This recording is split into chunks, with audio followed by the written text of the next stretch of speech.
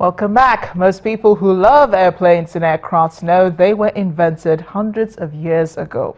Decades later, we've seen the advent of drones. For those who are not too familiar with drones, a drone or an unmanned aircraft is an aerial vehicle designed to be used without a human pilot on board. Drones can either be remote controlled or purely automated.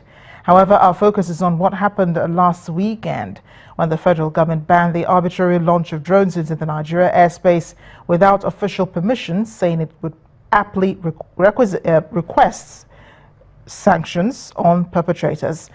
Joining us on the show now is the founder of Traffik or Doing Confidence. Traffik inform road users of traffic congested routes and possible free routes to take using a mobile navigation app synchronized to their drones.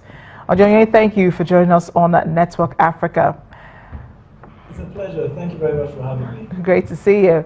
With the present ban on drones without official permission, what do you think? Should there be more laws, perhaps?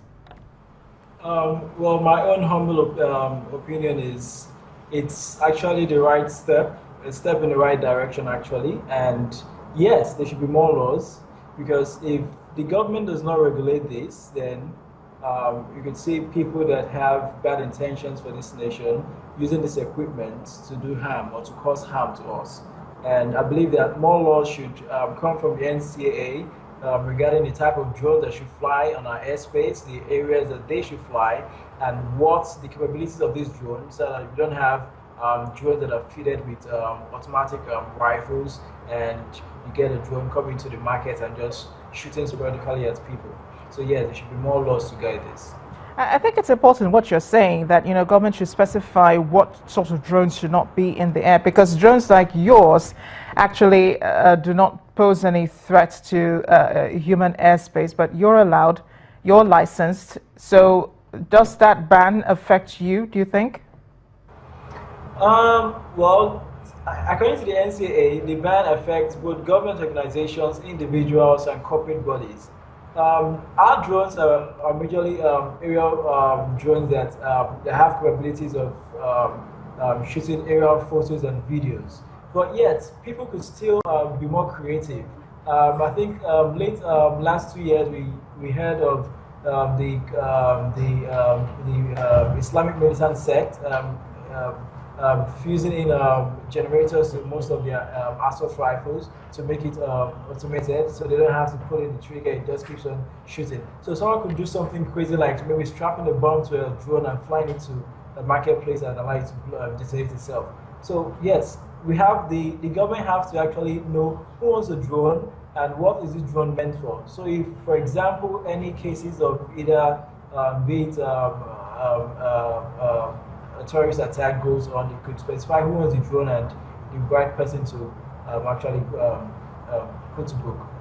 But this definitely has to affect your business confidence, because you monitor traffic, and you need these drones to be everywhere, because you can have people everywhere monitoring traffic for you. Sure. So that's why we had to go to the NCAA to get our own permits. If we don't go by the law, then that means we're going against the law. So anyone who wants to fly their drone, the NCAA is not restricting anyone to fly their drone, but come to them, get authorization to fly this drone, get a permit. Once you get your permit, you're free to fly your drone. I'll just say it's as simple as that. So it affects more like it affected us in some cases in a way. We had to launch this operation about last week. But when we heard the news, we had to halt and go get our own permits. But yet, it's still something that we believe is for the good of Nigeria. Well, you say it is for the good of Nigeria. Fortunately, you have your license, but there are others who are just coming up and who are hoping to make something, of this drone business of monitoring and gathering information using drones. How do you think this would also affect them? Because I'm sure there must be a red tape to getting that license from the government.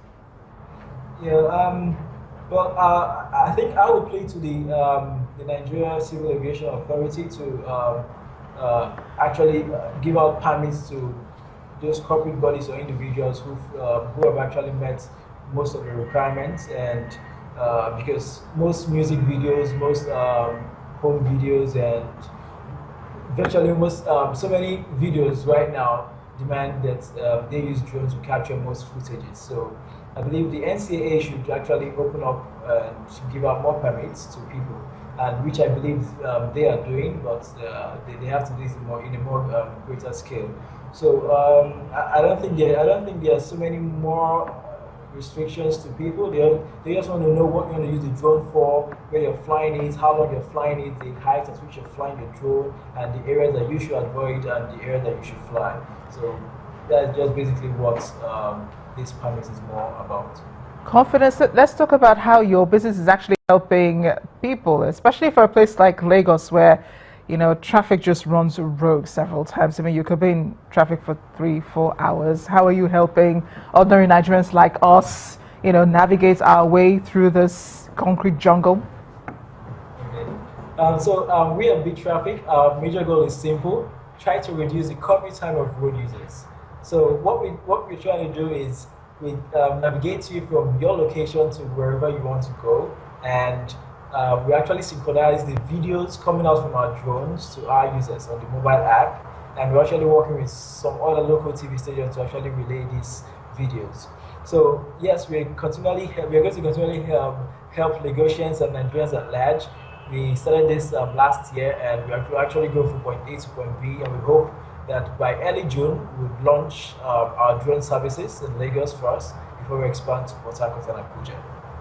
Well, wish you all the best, confidence.